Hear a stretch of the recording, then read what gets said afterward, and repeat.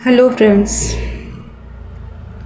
ये UP TET, super TET plus other exam के लिए इम्पॉर्टेंट एसएसटी के क्वेश्चन है। तो चलिए हम क्वेश्चन से स्टार्ट करते हैं। सुमेलित कीजिए। तो यहाँ पे सुमेलित करना है तो राजा राम मोहन है, रामकृष्ण मिशन, विवेकानंद प्रार्थना समाज है, दयानंद सरस्वती है, ब्रह्म समाज और एमजी रनाडे हैं आर्य समाज। तो हमारा आंसर होगा बी सही। तो ए का राजा राम मोहन राय का हमारा क्या होगा, थर्ड होगा, तो ब्रह्म समाज होगा। और विवेकानंद जी का होगा रामकृष्ण मिशन होगा। और दयानंद सरस्वती का आर्य समाज होगा।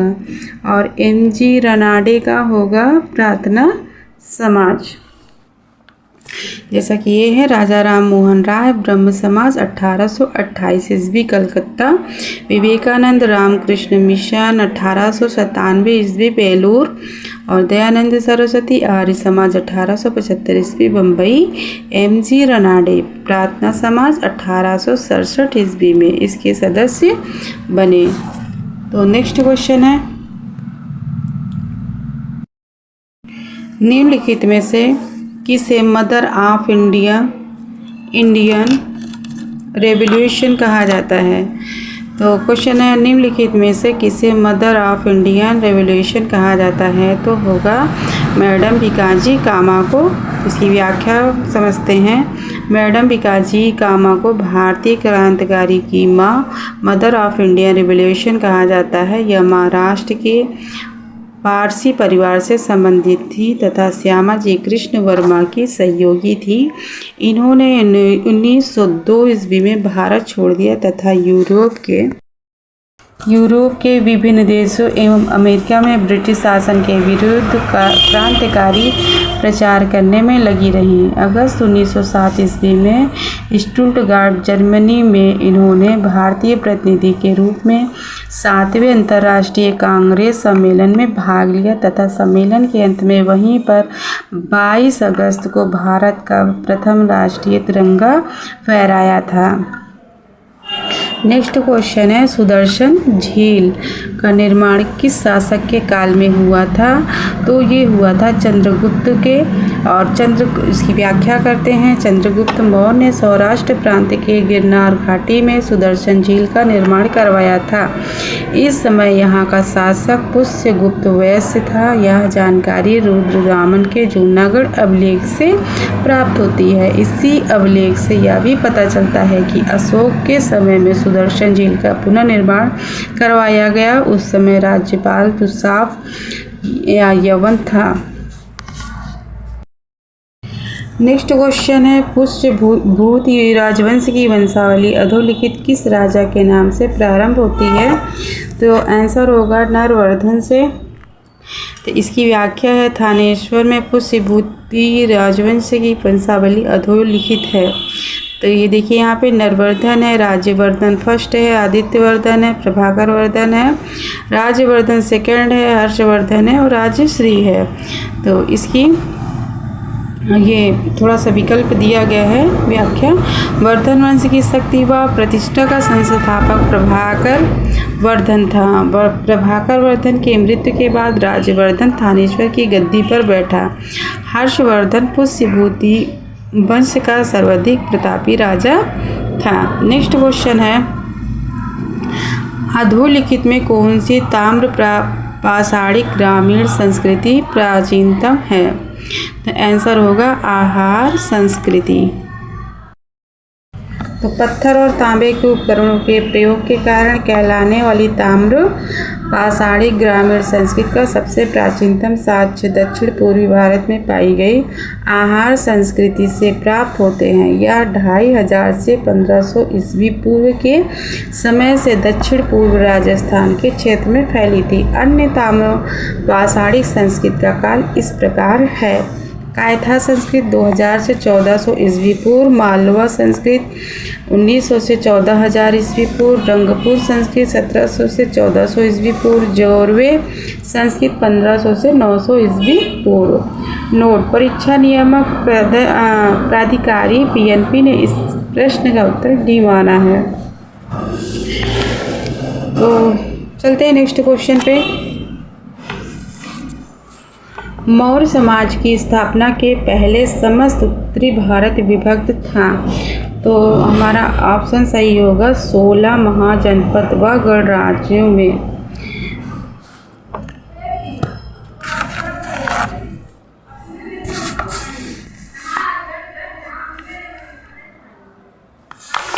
इसकी व्याख्या करते हैं।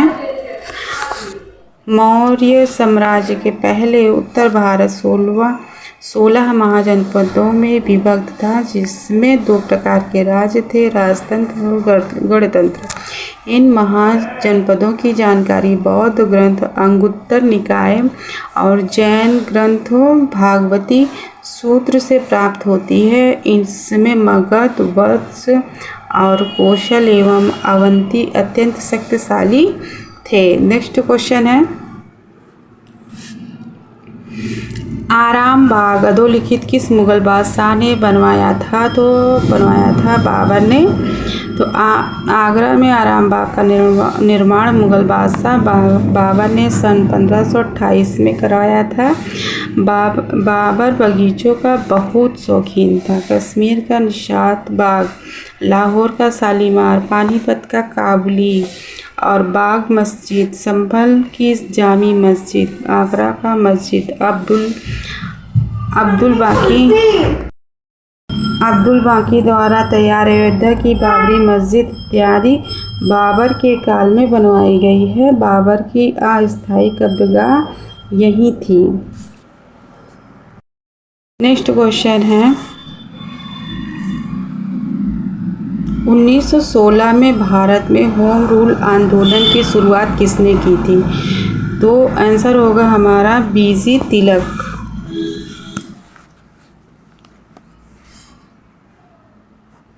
बीजी तिलक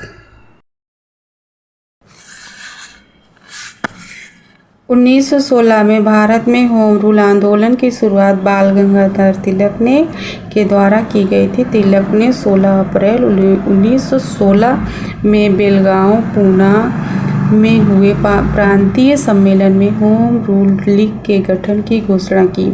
जोसेफ बैप्टिस्टा इसके अध्यक्ष थे। सितंबर 1916 में एनी बेसेंट ने भी होम रूल लीग की स्थापना की तथा चार्ज अरुंडेल को संगठन का सचिव नियुक्त किया। तिलक तथा एनी बेसेंट ने किसी प्रकार के व्यवधान से बचने के लिए अपने अपने कार्यक्षेत्रों का निर्धारण कर लिया। तिलक ने महाराष्ट्र और कर्नाटक तथा एनी बेसेंट ने मद्रास तथा तमिलनाडु को अपना क्षेत्र चुना था। नेक्स्ट क्वेश्चन है, पूर्ववर्ती नदी है। पूर्ववर्ती नदी कौन सी है? तो हमारा आंसर होगा सतलज नदी। इसकी व्याख्या करते हैं। पूर्ववर्ती नदियाँ वो जलधाराएँ हैं जो कि स्थल खंड में उत्थान होने पर भी अपने मार्ग को ही अपनाती हैं। सतलज एक मात्र पूर्ववर्ती नदी है जो हिमालय के तीनों श्रेणियों को अपर्दित कर प्रवाहित होती है। यह चिनाब की सहायक नदी है। यह मानसरोवर झील के समीप स्थित राक्षस जिसे राक्षस कहते हैं, ये ताल झील से भी निकलती है तथा सिपकीला दर्रे के पास भारत में प्रवेश करती है। भाखड़ा नागल बांध सतलज नदी पर ही बनाया गया है। यह अन्य पूर्ववर्ती नदियाँ सिंधु, गंगा, ब्रह्मपुत्र, तीस्ता, घाघरा, काली व गंडक है। नेक्स्ट क्वेश्चन है, पृथ्वी के बाह्य परत को कहते हैं।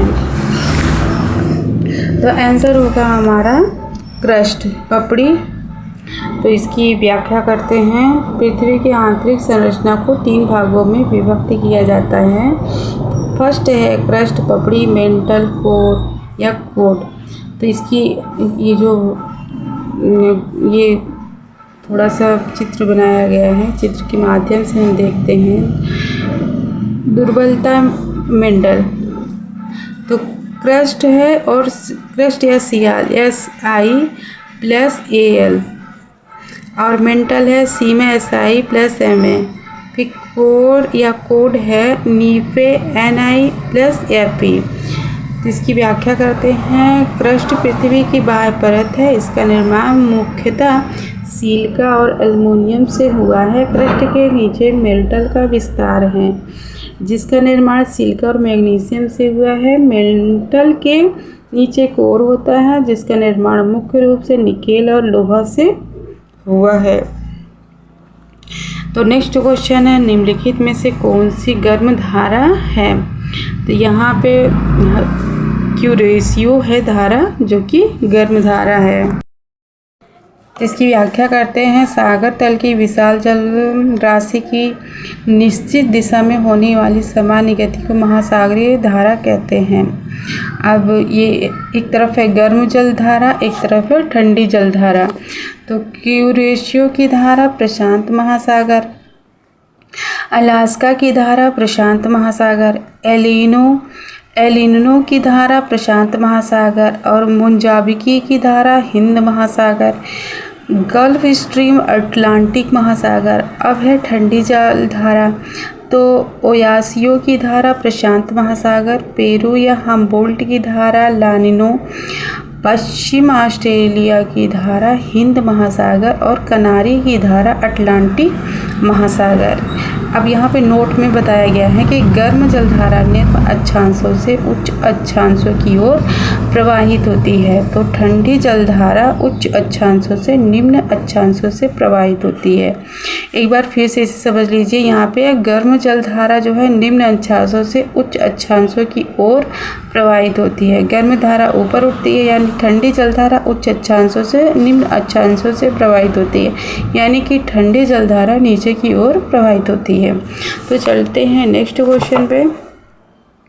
निम्नलिखित में से कौन सा परिवहन का सबसे सस्ता साधन है? तो आंसर हमारा होगा जल परिवहन। तो इसकी व्याख्या कर लेते हैं। जल परिवहन अंतर्राष्ट्रीय व्यापार का सबसे सुगम व सस्ता माध्यम होता है।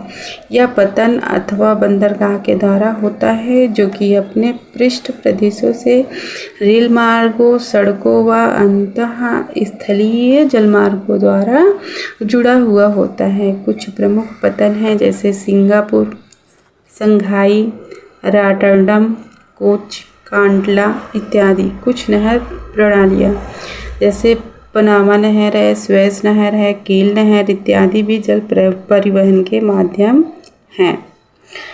तो आज का क्वेश्चन यहीं तक रखते हैं और मिलते हैं आपसे नेक्स्ट वीडियो में। आशा करते हैं कि ये क्वेश्चन आपको अच्छे लगे होंगे और मेरे द्वारा प्रयास किया हुआ बताने का वो भी आपको अच्छा लगेगा। तो मिलते हैं नेक्स्ट वीडियो में, तब तक के लिए धन्यवाद।